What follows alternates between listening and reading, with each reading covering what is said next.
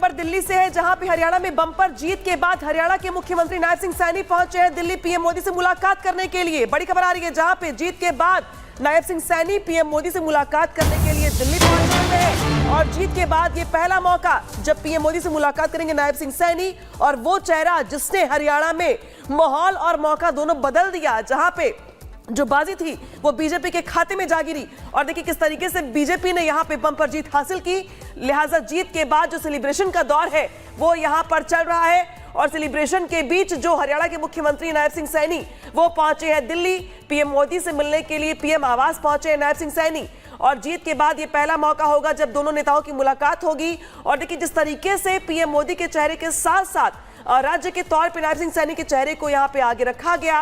राज्य में जो योजनाएं लागू की गई थी उसको लेके यहाँ पे जिस तरीके से प्रचार किया गया, तो उन योजनाओं के साथ साथ जो रणनीति थी पीएम मोदी की और नायब सिंह सैनी की, वो यहाँ पे काम कर गई। लिहाजा हरियाणा में बीजेपी को बम्पर जीत हासिल हुई, रिकॉर्ड तोड़ यहाँ पे बहुमत मिला बीजेपी को। और अब मुलाकातों का दौर जारी, क्योंकि बहुत जल्द ही शपथ ग्रहण से लेकर तमाम जो तैयारियां हैं वो भी यहाँ पर होने वाली है, सरकार का गठन होने वाला है।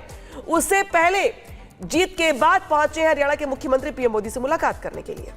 तस्वीरें आप देख रहे हैं। आपको बता दें, जीत के बाद दिल्ली में नायब सैनी की मौजूदगी है। ये जानकारी मिल रही है कि पीएम मोदी से मुलाकात नायब सिंह सैनी की इस वक्त चल रही है, और ऐसे में कई महत्वपूर्ण मुद्दों पर बात हो सकती है, क्योंकि लगातार नायब सिंह सैनी जीत का श्रेय प्रधानमंत्री नरेंद्र मोदी को देते हुए सुनाई दिए हैं, देखे गए हैं। और वहीं पीएम मोदी ने भी इस नतीजों के बाद बीते दिन नायब सिंह सैनी को फोन करके शुभकामनाएं दी थी। और लगातार आपको बता दें, जीत का जश्न पार्टी के कार्यकर्ता बना रहे हैं, खुशी व्यक्त कर रहे हैं, और उन फैक्टर्स को भी अब देखा जा रहा है जो जीत का कारण बना। बड़ी खबर आपको बता रहे हैं, हरियाणा के नतीजों पर मनोहर लाल का बयान, साइलेंट वोटर ने बड़ी भूमिका निभाई। तो यहाँ पे साइलेंट वोटर्स ने अहम भूमिका निभाई, वो वोटर्स जो कि जिसको लेकर के कांग्रेस ने नैरेटिव सेट करने का प्रयास किया, लेकिन हरियाणा की जनता ये जान चुकी थी और ये मान चुकी थी कि जो सरकार की योजनाएं हैं वो उनके हित में है। लिहाजा उस पर जनता ने अपनी सहमति की मुहर लगाई। क्या कुछ कह रहे मनोहर लाल खट्टर, सुनवाते हैं आप। भारतीय जनता पार्टी नरेंद्र मोदी जी के नेतृत्व में जिस प्रकार के काम कर रही है, सारे देश में माहौल अच्छा है, जनता को उनकी नीतियां भा रही हैं, जनता रिस्पॉन्ड कर रही है। और जो काम है, चाहे वो केंद्र सरकार की ओर से हो, हरियाणा सरकार की ओर से हो, सब काम इतने अच्छे हो रहे हैं, लोगों को भा रहे हैं।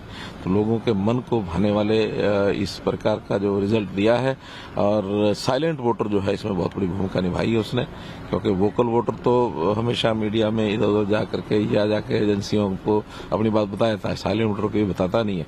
और जो गरीब वोटर है, जो जिसको कहना चाहिए अभावग्रस्त जीवन जीते हैं, उनके लिए मोदी जी की नीतियां बहुत बड़ा रोल अदा कर रही हैं। तो देखिए, एक तरफ बीजेपी की हरियाणा में जबरदस्त प्रचंड जीत होती है, हैट्रिक लगा दी जाती है बीजेपी द्वारा, और वहीं दूसरी तरफ प्रधानमंत्री नरेंद्र मोदी बीती शाम दिल्ली में अपने संबोधन के लिए पहुंचते हैं, जिसमें उन्होंने कांग्रेस को जमकर धोया। यहां तक कि प्रधानमंत्री ने कांग्रेस पार्टी को परजीवी भी करार दिया। कैसे, सुनिए इस रिपोर्ट में।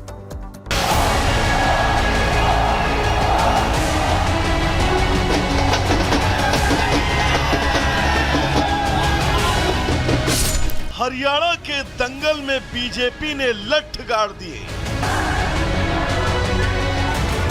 तमाम एग्जिट पोल पर प्रश्न चिन्ह लगाती बीजेपी की जीत बहुत खास है, क्योंकि एक तरफ एंटी इनकम्बेंसी का दावा और दूसरी तरफ किसानों खिलाड़ियों की मनगढ़ंत नाराजगी। इन सब को पीछे छोड़ बीजेपी ने वो कर दिया जो हरियाणा के इतिहास में आज तक नहीं हुआ, यानी कि जीत की हैट्रिक। और इस हैट्रिक के बाद वक्त था प्रधानमंत्री के सामने आने और हरियाणा की जनता को धन्यवाद करने का। सूरज ढलते ही हरियाणा में तीसरी बार जीत का सूर्योदय करने के बाद प्रधानमंत्री मंच पर पहुंचे और जनता का धन्यवाद किया। हरियाणा में तीसरी बार लगातार कमल खिला है। गीता की धरती पर सत्य की जीत हुई है। गीता की धरती पर विकास की जीत हुई है। गीता की धरती पर सुशासन की जीत हुई है। हर जाति, हर वर्ग के लोगों ने हमें वोट दिया है। गीता की धरती पर सत्य की जीत की आवाज बुलंद करने के बाद प्रधानमंत्री ने कांग्रेस को जमकर धोया। यहां तक कि मोदी ने कांग्रेस को परजीवी तक कह डाला।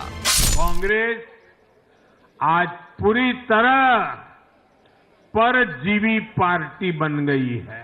यहां हरियाणा में कांग्रेस परजीवी बनकर किसी के साथ नहीं थी, अकेली थी, तो उसे करारी हार मिली।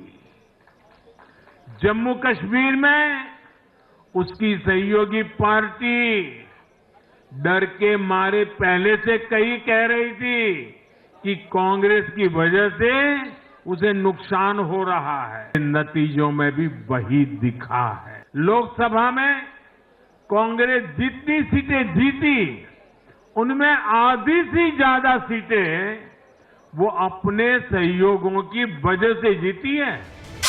प्रधानमंत्री यहीं नहीं रुके, उन्होंने कांग्रेस को ये तक कह दिया कि कांग्रेस अपनी सहयोगी पार्टियों को निगल जाती है। जहां सहयोगियों ने कांग्रेस पर भरोसा किया, वहां उन सहयोगियों की ही नैया डूब गई।